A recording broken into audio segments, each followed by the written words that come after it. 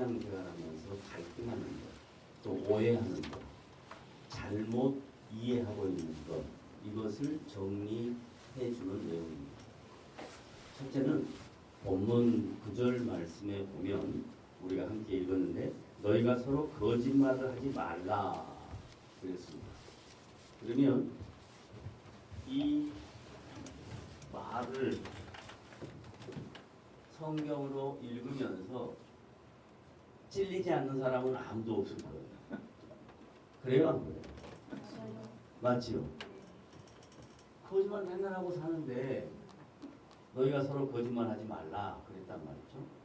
그러면 이 문제를 어떻게 해결을 해야 되냐 하는 거예요. 자, 정리하겠습니다. 지금 사도 바울이 골로새 교회 성도들에게 거짓말을 하지 말라 할 때 이 거짓말은 무엇을 상징하는가? 무엇을 지칭하는가? 이걸 알면 여러분이 마음의 찔림이 조금 풀어질 수 있습니다. 첫째, 여기서 말하는 거짓말이란 그 당시 모든 사람들의 생각, 사상을 지배하고 있었던 헬라 철학입니다. 헬라 철학이 요즘으로 표현하면 세상에서 지금 우리가 살고 있는 이 시대의 가치 중에 가장 중요하게 여기는 것, 그것과 하나님을 비교하고 대조해서 하나님보다 그것이 더 우선이다. 하나님보다 헬라 철학이 더 우선이다. 하나님보다 세상 가치가 우선이다. 라고 사람들이 얘기할 때 거기에 넘어가는 것, 넘어가지 말라. 이런 뜻입니다. 그래서 거짓말하지 말라 할 때 이걸 문자적으로 저하고 유 목사님하고 어떤 대화를 나누다가 그 대화 중에 조금 보태는 말도 있을 거 아니에요. 가식적인 말. 그러면 저한테 뻥치지 마요. 이런단 말이에요. 그 다음에 좀 더 나가면 맨날 거짓말만 한다 그래요. 그런 말의 의미가 아니다 이 말이에요. 그런 말의 의미는 사람들이 살아가면서 하는 말들 그 얘기를 하는 게 아니에요. 왜냐하면 문화가 다르고 가치가 다르고 기준이 다르고 살아왔던 삶의 방식이 다 달라요. 그래서 사람들이 서로 말을 할 때 자기 입장에서 하는 말 더해서 할 수도 있고요. 조금 보태서 할 수도 있고요. 조금 부풀려서 할 수도 있어요. 그것을 거짓말이라고 우리는 쉽게 표현합니다. 그 말이 아니고 바울은 그 당시 교인들이 성도들이 세상에서 말하는 헬라 철학자들의 얘기 그 얘기를 들고 와서 교회 와서 성도들이 뭐라 하냐면 봐라 이게 더 맞는 말이야 이렇게 한단 말이에요. 그래서 사람을 미혹하게 하여 잘못되게 만들어요.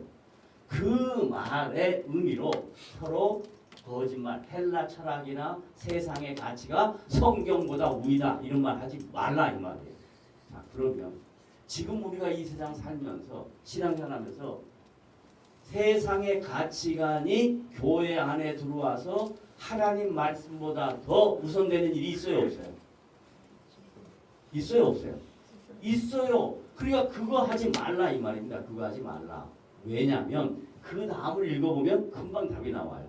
제가 설명하는 말에 대한 답이 나와요. 왜? 자 하지 말라. 왜냐하면 맞았어요?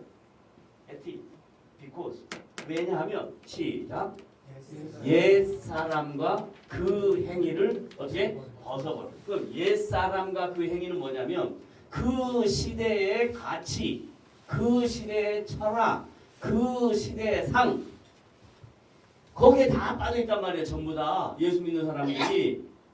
그러니까 교회는 왔는데 성도는 됐는데 자꾸 머릿속에 옛사람 하나님을 알지 못했을 때 예수 믿기 전에 과거에 살던 나의 삶의 자세 나의 가치 그런 것에 빠져있다 이 말이에요. 그것을 벗어버려라. 그것을 벗어버리지 않으면 뭐 할 수 있다? 거짓말 할 수 있다. 그래서 이제 그 말을 더 구체적으로 설명하기 위해서 옛사람과 반대되는 내용이 뭐냐? 그걸 10절에 설명해요. 시작. 새 사람을 입었으니 옛사람의 반대가 뭐예요? 새 사람.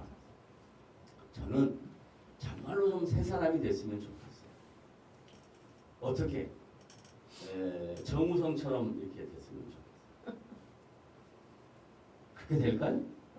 그 말이 아니에요. 외모를 이야기하는 게 아니에요. 여기서 말하는 새 사람과 옛 사람은 존재를 의미하는 겁니다. 따라합니다. 옛 사람과 새 사람의 대조는 뭐라고요? 존재. being. 내가 누구냐? I am. You are. 누구냐 이 말이에요. 누구냐? 너가 누구냐? 뭐 노래 가사 같은 날. 누구냐? 너가 누구냐 이 말이야. 너가 누구냐? 내가 누구냐 이 말이야. 내가 누구냐면 새 사람이다. 새 사람. 새 사람을 다시 설명할까요? 거듭난 사람이다. 시작. 뭐라고요? 새 사람은 거듭난 사람이다. 그 다음에 따라합니다. 새 사람은 중생한 자다. 또 따라합니다. 새 사람은 하나님의 자녀다. 새 사람은 그리스도인이다. 이런 다양한 말로 바꿀 수 있는 거예요. 당신 종교가 뭡니까? 그러면 기독교입니다. 그것도 같은 개념이에요. 존재야, 존재. 너가 누구냐? 하나님의 자녀입니다. 그리스도인입니다. 중생된 자입니다. 거듭난 자입니다. 이런 뜻이에요. 그러면 거듭난 자는 새 사람을 입었으니, 거듭났으니, 중생했으니, 하나님의 자녀이니, 그리스도인이니, 이는이 뭐예요? 뭘 가리키는 거예요? 새 사람. 중생했으니, 거듭났으니, 하나님의 자녀이니, 그리스도인이니, 이는 시작. 스톱. 자기를 창조하신 누구 자기? 나 자기. 나를 창조하셨대. 나를 누가 창조했다고요? 하나님. 그게 존재란 말이에요. 나를 창조하신 분이 아버지 어머니는 만든 거고 사랑의 결과고 내가 이 땅에 존재한 것은 하나님이 나를 존재케 하신 거예요.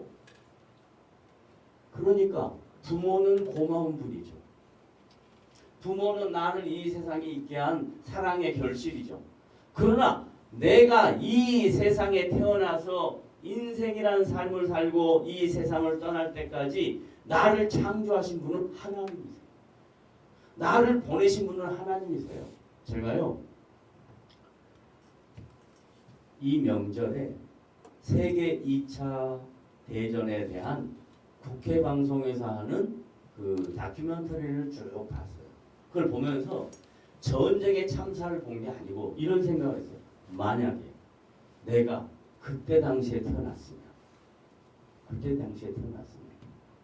내가 전쟁에 희생물이 될 수 있었겠다. 내가 만약에 대한민국에 태어나지 않고 아메리칸으로 자페니스로 태어났으면 나는 전쟁에 희생물이 되었겠구나. 그런데 내가 그 이후에 태어나고 지금 이런 평화로운 시대에 살 수 있는 것, 이건 정말 놀라운 하나님의 은혜구나. 내 존재는 언제부터냐? 내가 태어난 그 시간부터 지금 살고 있는 과정, 앞으로 남은 인생, 그리고 내가 주님의 나라 갈 때까지 나의 존재, 하나님이 이 땅에 나를 보내셨구나. 얼마나 감사하냐.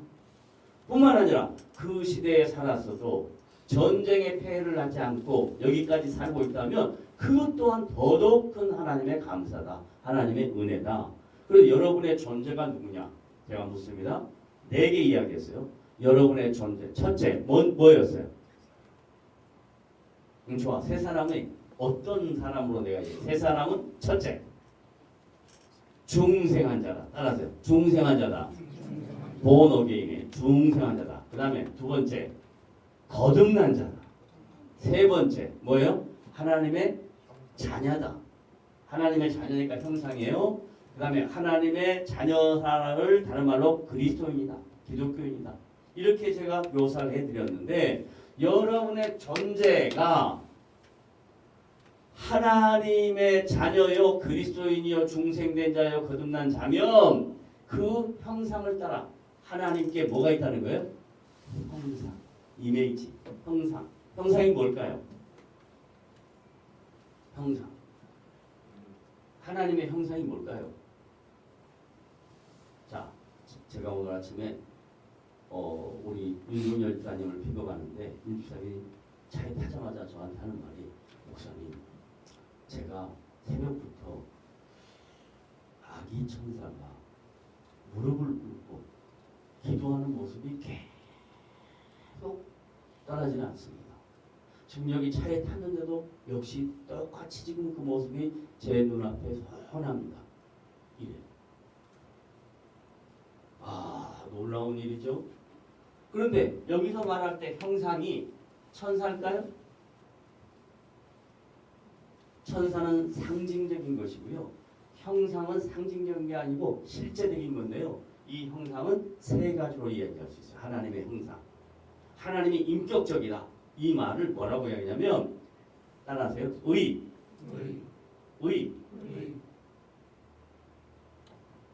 지. 정. 뭐예요? 지, 정, 의. 세 가지.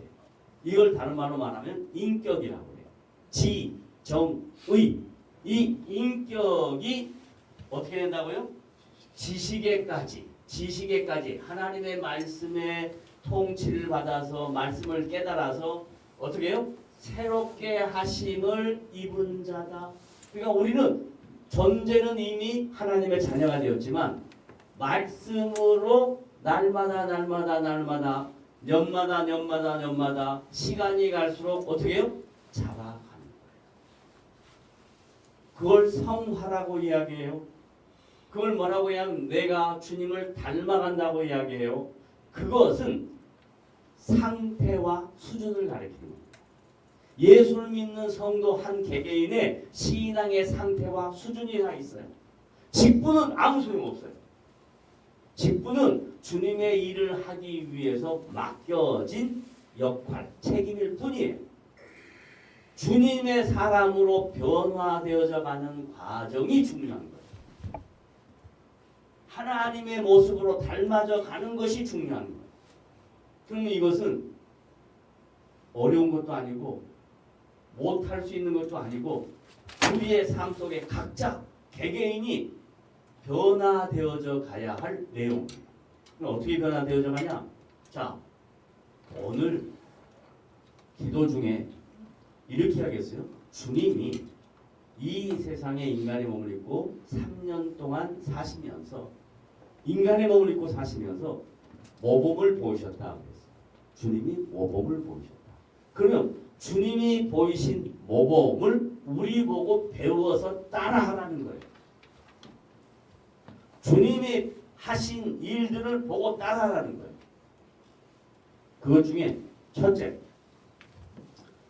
주님이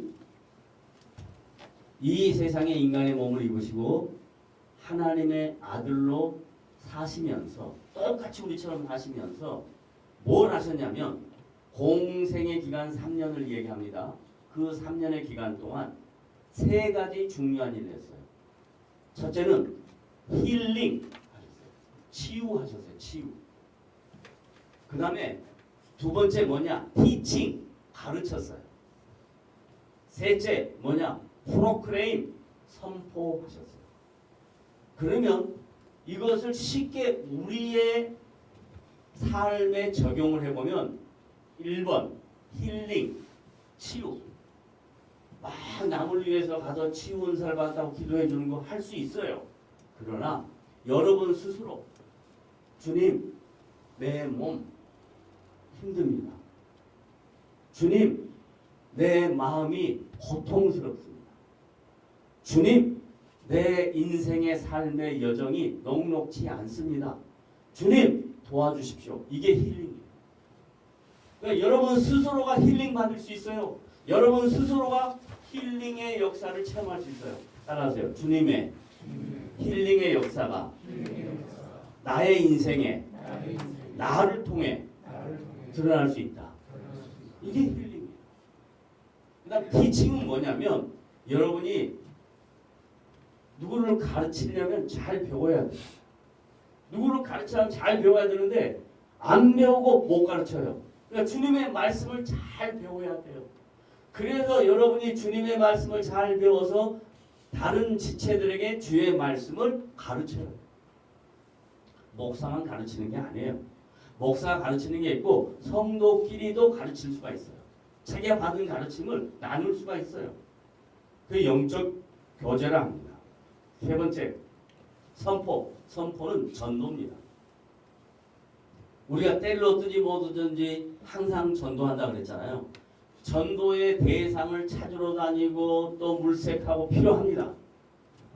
그 사람의 입장에서 말 한마디 해주는 것, 그 사람의 아픔에 동참해주는 것, 이런 게 좋은 전도의 모델이에요.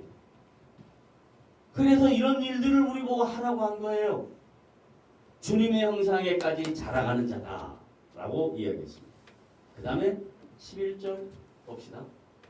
자, 이제 여기 너무 재밌는 말들이 많이 나오는데 거기에는 뭘 가리키냐면 9절에 나와요. 9절. 아까 읽었던 9절. 뭘 벗어버리라 그랬죠? 옛사람을 벗어버렸자. 거기에는 옛사람을 딱 가리킵니다. 거기에는 1번 뭐예요? 헬라인이나 두 번째 뭐예요? 유대인이나. 여기까지 뭐냐면 혈통을 가리키는 거예요. 혈통. 성경에서 보는 혈통은 딱 두 가지밖에 없어요. 헬라인은 뭐냐면 그리스인이다 이 말이 아니고 그 당시 헬라 철학이 세상을 지배했기 때문에 세상의 지배를 받고 있는 모든 이방인들을 헬라인이라고 그랬어요. 유대인은 뭐예요? 아브라함의 혈통이라고 생각하는 사람이 유대인이에요. 그래서 이제 인종에 대한 이야기를 하는 거예요. 그 다음에 두 번째, 시작. 할례파나 무할례파나. 할례파는 누구냐? 유대인들이 다 할례를 받아요. 난지 8일 만에. 무할례파는 누구냐? 세상에 이방인들은 할례 안 받았어요. 그래서 유대인들이 우리가 선택된 백성이다. 우리는 구별된 민족이다. 이렇게 얘기를 하는 거예요. 그 다음에 세 번째. 시작. 야만인이나 뭐야? 수두디아인이나. 야만인 아무것도 모르고 짐승처럼 살아가는 사람. 수구디아인은 뭐냐면 지식을 가지고 이성을 가지고 철학을 가지고 사는 지식인들 이렇게 합니다. 그러니까 보세요. 하나는 혈통. 그 다음에 이건 하나는 종교. 할례냐 무할례냐. 종교. 그 다음에 세 번째가 지식. 지식의 구별. 그 다음에 네 번째 마지막 시작. 종이나 자유인이야. 이건 신분. 종은 자기 인생을 자기 마음대로 할 수가 없었어요. 자유인은 자기 인생을 자기 마음대로 할 수 있었던 사람. 이거 신분. 그런데 복음 안에서 새 사람 안에서는 옛날에는 이게 필요해요. 하나님을 알지 못할 때는 이게 딱 구별돼요. 그래서 하나님을 알지 못한 사람이 너 헬라이냐 이방인 유대인이냐 너 할례파냐 무할례파냐 종이냐 자유냐 지식인이냐 수구디아이냐 이렇게 묻는 거예요. 자격과 조건과 그의 능력에 따라서 세상은 사람을 나누어요. 근데 복음 새 사람 그리스도 안에서는 다 뭐가 없다? 차별이 없다. 지금 우리가 살고 있는 이 21세기에 차별이 없는 세상 인권을 얘기하는 것은요 또 다른 차별을 만들어내는 거예요. 하나님만이 복음 안에서만이 그리스도 안에서만이 다 차별이 없는 거예요. 세상에는 차별이 없다는 걸 만들어내는 것 자체가 차별이에요.